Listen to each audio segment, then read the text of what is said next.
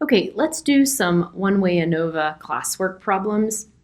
And again, I think this is where it's going to start to make sense. All right, let's just start with problem 1 here.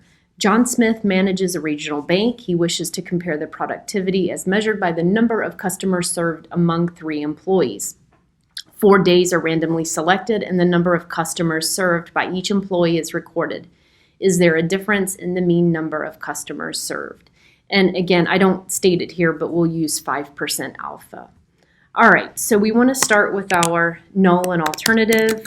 All employee means are equal, and our alternative of at least one employee mean unequal.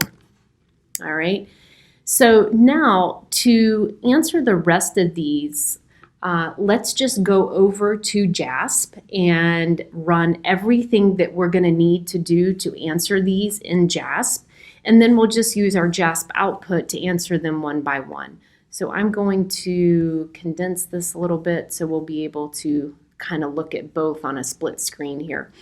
All right, so here is Airline and no, not Airline. Let's see here. All right, employee and customer served. So here's our employees, Wolf, Williams, and Bennett. Here's our customers served. All right, so we want to go into ANOVA. And again, employee is our factor, customer served is our dependent variable. All right, under model, again, nothing that we need to do.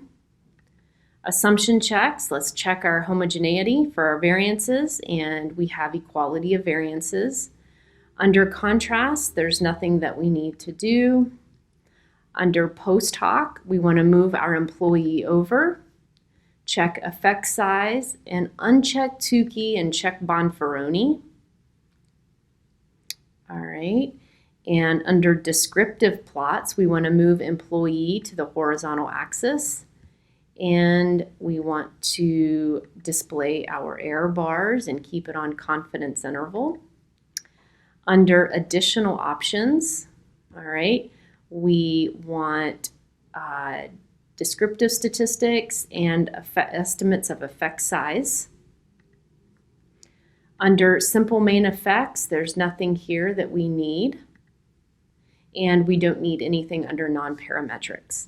So here, and I'm going to open this a little bit. All right, so here is everything we need in JASP to answer these questions, all right, in the classwork, for the classwork problem. All right, so here we go. What is the p-value for the ANOVA? So for this null and alternative we wrote here. That is in our ANOVA table. It is our p-value right here, so that is less than 0.001. All right, what is the statistical decision? With that tiny p-value, we reject the null. All right, what is the conclusion? There is enough evidence to conclude at least one employee mean is different or unequal. All right, discuss the breakdown in variation. All right, this is where we look at our eta squared. Remember, this is telling us that it is the effect size, but it's also the percent of variation explained by employee. So we could say 91.7% of the total variation in customer served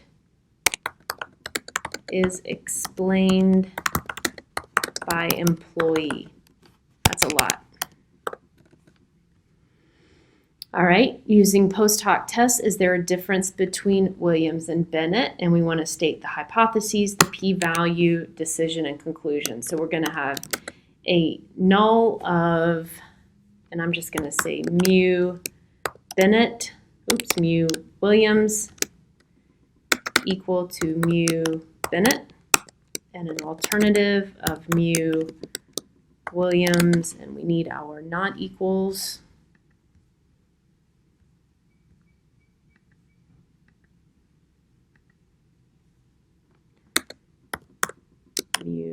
Bennett. All right.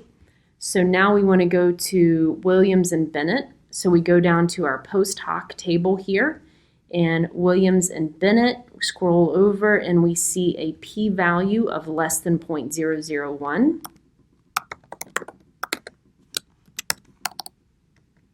All right, with that small p-value, we reject the null. There is enough evidence to conclude that Williams and Bennett serve significantly different mean number of customers. All right. Using the post hoc test and the interval plot, is there a best employee? All right. So here, let's look at our interval plot here. So we see Williams is super high, right? It looks like Williams is the best, but we need to check our p-values.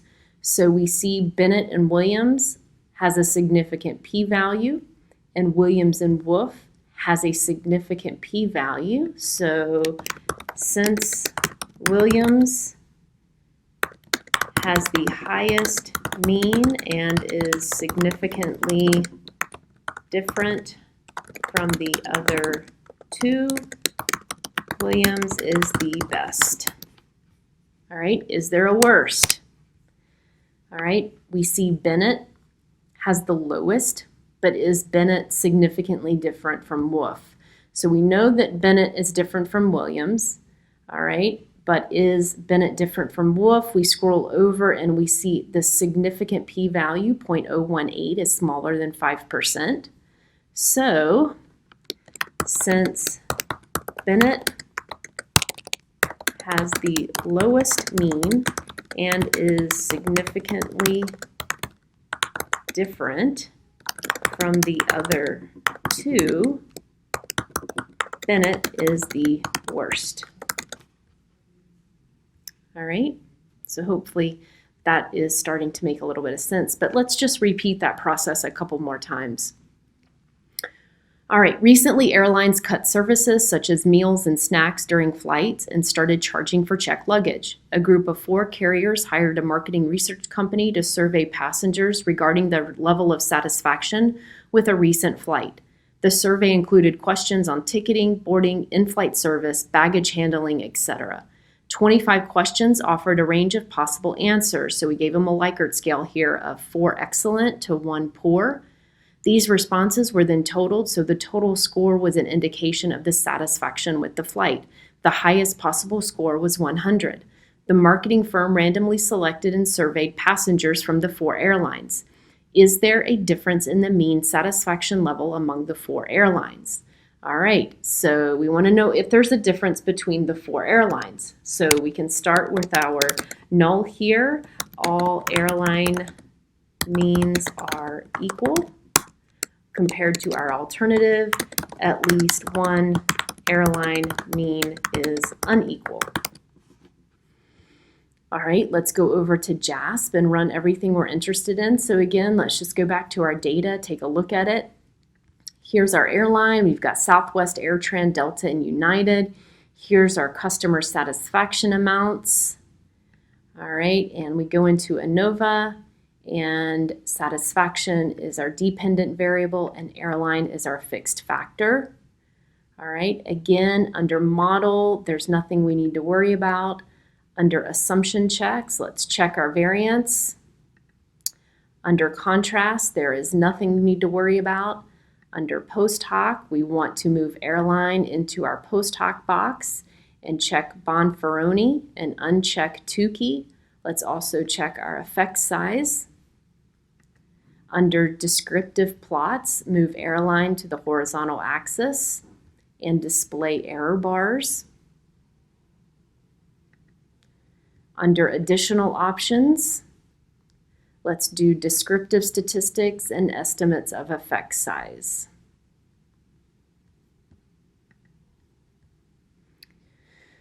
All right, and nothing under simple main effects or non-parametrics. So we can scroll down here. Here is our ANOVA table for the airlines. Here's our variance assumption check. Here's our post hoc t-tests. Here's our descriptive statistics for the sample. And then here's our interval plot. All right, so let's start with our Levine test here for variance. And we see that with this p-value of 0.43, we can assume equality of variances. All right, and with the ANOVA table here, we can start answering our questions. So what is the p-value? We see less than 0.001. All right, and what is the statistical decision? Reject the null. All right, so there is enough evidence to conclude at least one airline mean satisfaction is significantly different. Discuss the breakdown in variation. All right, and so we see our eta squared here. We have 60% of the variation in customer satisfaction is explained by airline. All right, what would be explained, what would be unexplained, right? So there we would take 1 minus 0.6 and we would get 40% of the variation in customer satisfaction is unexplained. We don't know where that 40% is coming from. All right. Using the post hoc test, is there a difference between Delta and United? All right, so let's start with our null hypothesis. Mu Delta equal to mu United. And our alternative of mu Delta, and I'm going to go up here and copy my unequal. Mu Delta not equal to mu United. All right, so we're interested in Delta and United. So here I see Delta and I go to United and I scroll over and I get a p-value of 1.00. So my p-value equals 1.00. So we fail to reject, oops, goodness gracious, fail to reject the null. There is not enough evidence to conclude that Delta and United have significantly different mean customer satisfaction. Okay. Using the post hoc test and the interval plot, is there a best airline? All right, so let's look at our plot first. And it's a little hard to read here, but we see that Southwest definitely looks to be the highest, right? All right, but let's scroll up here and actually look at our Southwest p-values. So AirTran and Southwest, we see 0.183. That is not significant, right? Delta Southwest significant, Southwest United significant, but AirTran Southwest not. So since AirTran and Southwest are not significantly different, there is no best airline. All right, what about worst? So it looks like United is the worst, right? But we already know from our t-test up here that United and Delta were not different, but let's confirm that. All right, AirTran United, not significantly different. Delta United, not significantly different. So since United is not significantly different from AirTran and Delta, there is no worst. Okay. All right, one more problem here. Citrus Clean is a new all-purpose cleaner being test marketed by placing displays in 3 different locations within various supermarkets. The number of 12-ounce bottles sold from each location within the supermarket is reported. At the 5% significance level, is there a difference in the mean number of bottles sold at the 3 locations? So, I mean, if you're in marketing or in business, this is certainly important, right? You want your product placed where you're going to sell the most of it. So the question is, does it matter where we put this cleaner? All right, what is our null? All, I should say location means are equal. And our alternative, at least one location mean is different.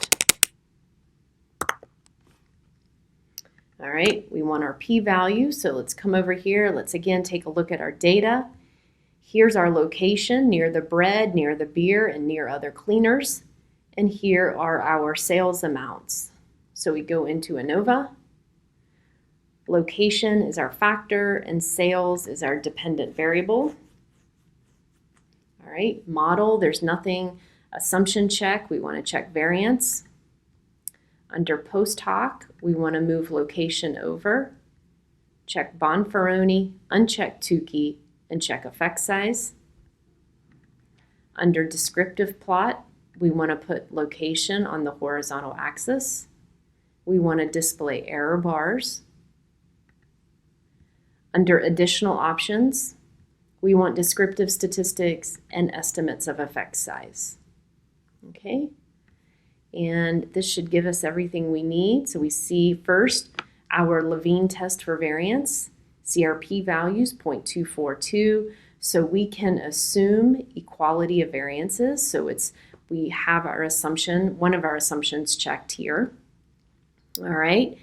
And what is our p-value for the ANOVA? And we look in our ANOVA table and we see less than 0.001. All right, that means we reject the null. There is enough evidence to conclude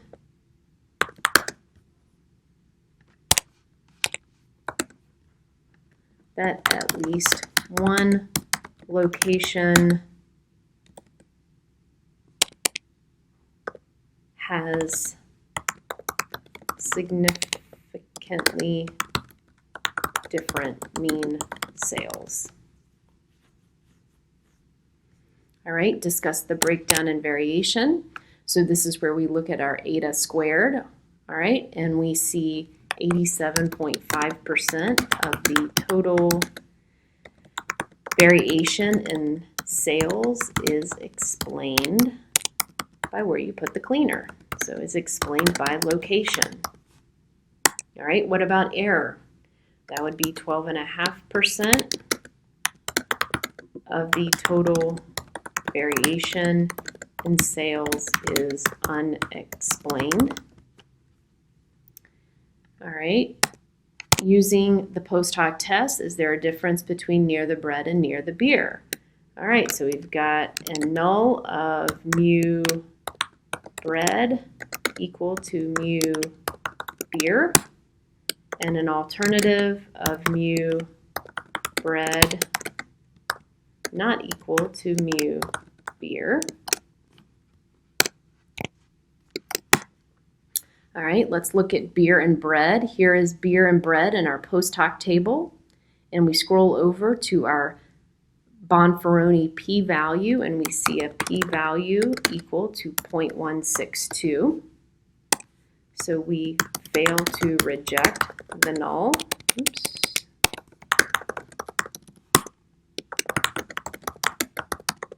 There is not enough evidence to conclude that mean sales are different between near the bread and near the beer. So it doesn't really matter, right? That's what that's saying. It doesn't mean they're the same. It just, in terms of significantly different mean sales, it doesn't matter. All right, using the post hoc test and the interval plot, is there a best location? All right, so let's scroll down. Let's look at our interval plot here, it looks like near the cleaners or other cleaners is by far and away the best, but let's look in our table. Beer cleaners, significant p-value. Bread cleaners, significant p-value. So since other cleaners is the highest and significantly different from the other, the other two, other cleaners is the best location. All right, using the post hoc test, is there a worse location? Since near the bread and near the beer do not significantly differ, there is no worst location. Okay. So there's 3 examples for you on one-way ANOVAs. Hopefully it's starting to make sense. And I think now you're ready to add another factor and look at two-way ANOVAs.